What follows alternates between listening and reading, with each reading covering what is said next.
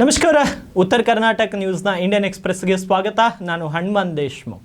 10 ದಿನಗಳ ಗಣೇಶ ಚತುರ್ಥಿಯ ಹಬ್ಬವು ಮಹಾರಾಷ್ಟ್ರ ಮತ್ತು ದೇಶದ ಹಲವಾರು ಭಾಗಗಳಲ್ಲಿ ಇಂದು ಬಹಳ ವಿಜೃಂಭಣೆಯಿಂದ ಪ್ರಾರಂಭವಾಯಿತು. ಗಣೇಶೋತ್ಸವ ಆಚರಣೆಗಳ ನಡುವೆ ಪುಣೆಯಿಂದ ಹೃದಯಸ್ಪರ್ಶಿ ವಿಡಿಯೋವೊಂದು ಹೊರಬಿದ್ದಿದೆ. ರಾಜ್ಯದ ಮೊದಲ ತೃತೀಯ ಲಿಂಗಿ ಡೋಲ್ ತಾಶಾ ತಂಡವು ವಿಶೇಷ ಪ್ರದರ್ಶನವನ್ನು ನೀಡುವ ಮೂಲಕ ಗಮನ ಸೆಳೆದಿದೆ. ಇದರ ವಿಡಿಯೋ ಇದೀಗ ಸಾಮಾಜಿಕ ಜಾಲತಾಣದಲ್ಲಿ ಸಖತ್ ವೈರಲ್ ಆಗುತ್ತಿದೆ. ಗಣೇಶ ಚತುರ್ಥಿಯಂದು ಭವಾನಿಪುರ್ನಲ್ಲಿರುವ ಸ್ವೀಟ್ ಶಾಪ್ ಗಣೇಶನಿಗೆ 500 kg ಲಡ್ಡುವನ್ನು ಸಿದ್ಧಪಡಿಸಿದೆ. ಇಂದಿನಿಂದ ದೇಶದಾದ್ಯಂತ ಗಣೇಶ ಚತುರ್ಥಿ ಸಡಗರದಿಂದ ಪ್ರಾರಂಭವಾಗಿದೆ. ಈ ನಡುವೆ ಕೋಲ್ಕತ್ತಾದ ಭವಾನಿಪುರ್ನಲ್ಲಿರುವ ಸಿಹಿ ಅಂಗಡಿಯೊಂದು 500 kg ಲಡ್ಡುವನ್ನು ಸಿದ್ಧಪಡಿಸಿದೆ. 500 kg ತೂಕದ ಲಡ್ಡು ಮೇಲೆ ಸಣ್ಣ ಗಣೇಶನ ವಿಗ್ರಹವು ಸಾಮಾಜಿಕ ಜಾಲತಾಣದಲ್ಲಿ ವೈರಲ್ ಆಗಿದೆ. ಈ ಬಗ್ಗೆ ಅಂಗಡಿ ಮಾಲೀಕ ಪ್ರಿಯಾಂಕ್ ಮಲಿಕ್ ಮಾತನಾಡಿ, ಗಣೇಶ ಚತುರ್ಥಿಯಂದು 500 kg ಲಡ್ಡುವನ್ನು ಗಣೇಶನಿಗೆ ಅರ್ಪಿಸುವುದಾಗಿ ಹೇಳಿದ್ದಾರೆ. ಜಮ್ಮು ಕಾಶ್ಮೀರದ ಚುನಾವಣೆ ಸನಿಹವಾಗುತ್ತಿರುವ ಹಿನ್ನೆಲೆ ಕಾಂಗ್ರೆಸ್, ಬಿಜೆಪಿ, ಎನ್ಸಿ 3 ಪಕ್ಷಗಳು ಭರ್ಜರಿ ಪ್ರಚಾರದಲ್ಲಿ ತೊಡಗಿಸಿಕೊಂಡಿವೆ. ಈ ಮಧ್ಯೆ ಕೇಂದ್ರ ಗೃಹ ಸಚಿವ ಅಮಿತ್ ಶಾ ಶನಿವಾರ ಕಾಂಗ್ರೆಸ್ ಮತ್ತು ನ್ಯಾಷನಲ್ ಕಾನ್ಫರೆನ್ಸ್ ಎನ್ಸಿ ಪಕ್ಷದ ನಾಯಕರಿಗೆ ರಾಜ್ಯದ ಹೆಸರಿನಲ್ಲಿ ಜನರನ್ನ ಮೂರ್ಖರನ್ನಾಗಿಸುವುದನ್ನು ನಿಲ್ಲಿಸಿ ಎಂದು ವಾಗ್ದಾಳಿ ನಡೆಸಿದ್ದಾರೆ. ಕೇವಲ ಚುನಾವಣೆಯ ಪ್ರಚಾರಕ್ಕಾಗಿ ಕಾಂಗ್ರೆಸ್ ಮತ್ತು ಎನ್ಸಿ ಜಮ್ಮು ಕಾಶ್ಮೀರಕ್ಕೆ ಮತ್ತೆ ರಾಜ್ಯದ ಸ್ಥಾನಮಾನವನ್ನು ಮರುಸ್ಥಾಪಿಸುವುದಾಗಿ ಭಾಷಣಗಳನ್ನು ಮಾಡುತ್ತಿವೆ. ಆದರೆ ಹೇಳಿ, ಆ ಸ್ಥಾನಮಾನವನ್ನು ಯಾರು ನೀಡಬಹುದು? ಅವರು ಕೇವಲ ಕೇಂದ್ರ ಸರ್ಕಾರ ಮತ್ತು ಪ್ರಧಾನಿ ಮೋದಿ ಮಾತ್ರ ಎಂದು ಅಮಿತ್ ಶಾ ಹೇಳಿದ್ದಾರೆ. बताओ तो कौन वापिस दे सकता है? बड़ा जोर से बोलो, कौन दे सकता है? कौन दे सकता है?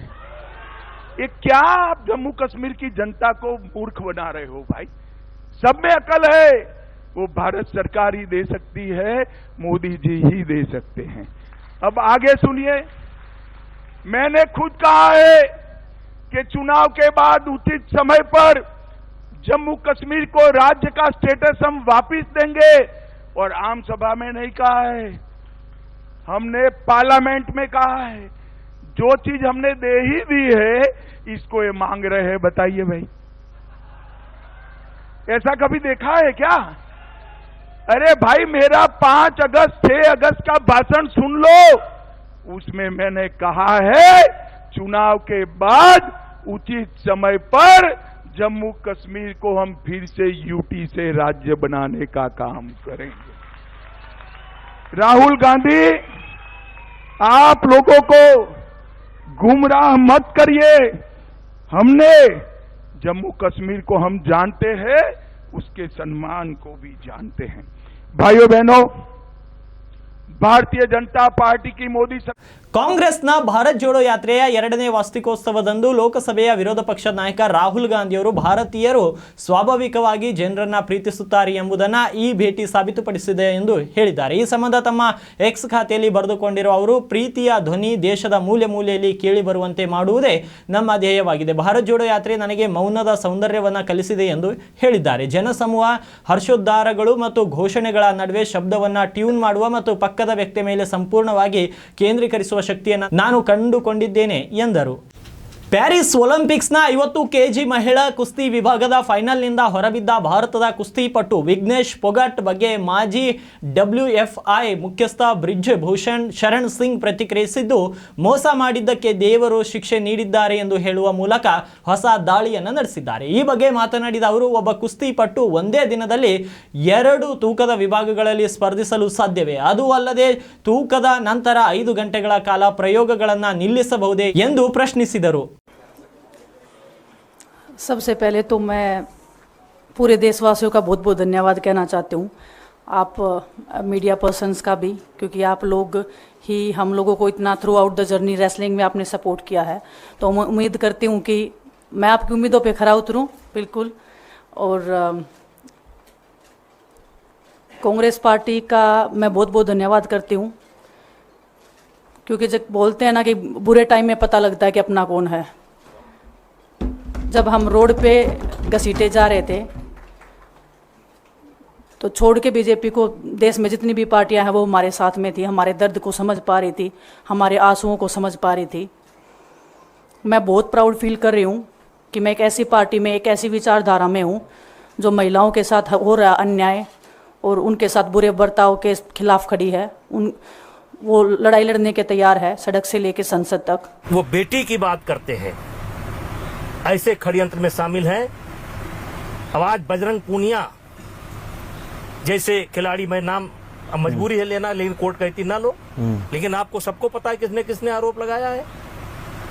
आप इस छोटी सी राजनीति के लिए, एमएलए बनने के लिए, एमपी बनने के लिए आपने अपने ऊपर आरोप लगवा लिया।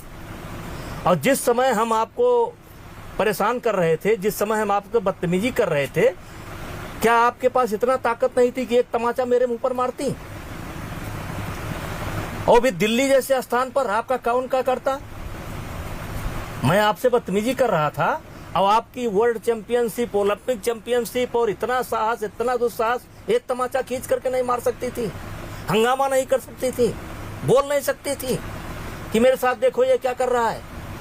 आप 2 साल बाद आएंगी। ಯುವಕನೊಬ್ಬ ರೀಲ್ಸ್ಗಾಗಿ ಹಾವನ್ನ ಬಾಯಿಯಲ್ಲಿ ಕಚ್ಚಿ ಹಿಡಿದು ಮೃತಪಟ್ಟ ಘಟನೆ ತೆಲಂಗಾಣದಲ್ಲಿ ನಡೆದಿದೆ.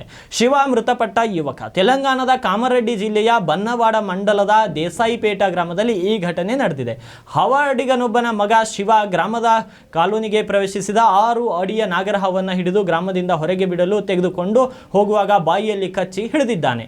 ಸೌದಿ ಅರೇಬಿಯಾ ಪಾಕಿಸ್ತಾನದಲ್ಲಿ ಹೂಡಿಕೆ ಮಾಡಲು ಹಿಂದೇಟು ಹಾಕಿದ್ದು ಬದಲಾಗಿ ಭಾರತದಲ್ಲಿ ಹೂಡಿಕೆ ಮಾಡಲು ಹೊರಟಿದೆ. ಕೊನೆ ಕ್ಷಣದಲ್ಲಿ ನಿರ್ಧಾರ ಬದಲಾಯಿಸಿ ಭಾರತದಲ್ಲಿ 8 ಲಕ್ಷ ಕೋಟಿ ಹೂಡಿಕೆ ಮಾಡಲು ಸೌದಿ ಅರೇಬಿಯಾ ರೆಡಿಯಾಗಿದೆ. ಈ ಹಿಂದೆ ಸೌದಿ ಪಾಕಿಸ್ತಾನಕ್ಕೆ 2 ಲಕ್ಷ ಕೋಟಿ ಹೂಡಿಕೆ ಭರವಸೆ ನೀಡಿತ್ತು, ಆದರೆ ನಂತರ ಅದು 40,000 ಕೋಟಿ ಆಗಿತ್ತು. ಈಗ ಪಾಕಿಸ್ತಾನದ ಹೂಡಿಕೆ ನಿರ್ಧಾರವನ್ನು ಹಿಂತೆಗೆದುಕೊಂಡಿದೆ. ಈ ಹಿಂದೆ ಜಗತ್ತಿನ ಅತಿ ದೊಡ್ಡ ತೈಲ ರಫ್ತು ಮಾಡುವ ದೇಶ ಸೌದಿ ಅರೇಬಿಯಾವು ಭಾರತದಲ್ಲಿ 100 ಮಿಲಿಯನ್ ಅಂದರೆ 7 ಲಕ್ಷ ಕೋಟಿ ಹೂಡಿಕೆ ಮಾಡಿತ್ತು. ಬಾಲಿವುಡ್ ನಟಿ ದೀಪಿಕಾ ಪಡುಕೋಣೆ ಶೀಘ್ರದಲ್ಲೇ ತಮ್ಮ ಜೀವನದ ಹೊಸ ಹಂತಕ್ಕೆ ಕಾಲಿಡಲಿದ್ದಾರೆ. ಗಣೇಶ ಹಬ್ಬದ ತಿಂಗಳಲ್ಲಿಯೇ ದೀಪಿಕಾ ಹಾಗೂ ರಣವೀರ್ ಸಿಂಗ್ ದಂಪತಿ ತಮ್ಮ ಮೊದಲ ಮಗುವಿನ ಆಗಮನವಾಗುವ ಸಂತಸದಲ್ಲಿದ್ದಾರೆ. ಇದೀಗ ಗಣೇಶ ಚತುರ್ಥಿಯ ವಿಶೇಷ ಸಂದರ್ಭದಲ್ಲಿ ದೀಪಿಕಾ ಪಡುಕೋಣೆ ತಮ್ಮ ಪತಿ ರಣವೀರ್ ಸಿಂಗ್ ಅವರು ಗಣಪತಿ ಆಶೀರ್ವಾದವನ್ನ ಪಡೆಯಲು ಸಿದ್ಧಿವಿನಾಯಕ ದೇವಸ್ಥಾನಕ್ಕೆ ತೆರಳಿದ್ದಾರೆ. ಮುಂಬರುವ ಜಮ್ಮು ಮತ್ತು ಕಾಶ್ಮೀರದ ವಿಧಾನಸಭಾ ಚುನಾವಣೆಯ ಹಿನ್ನೆಲೆ ಇಂದು ಕೇಂದ್ರ ಸಚಿವ ಅಮಿತ್ ಶಾ ಅವರು ಪಕ್ಷದ ಪ್ರಣಾಳಿಕೆ ಅಂದರೆ ಸಂಕಲ್ಪ ಪತ್ರ ಬಿಡುಗಡೆ ಮಾಡಿದ್ದು ಭರ್ಜರಿಯಾಗಿ ಮತದಾರರನ್ನ ಸೆಳೆಯುವ ಪ್ರಯತ್ನ ಮಾಡಿದರು.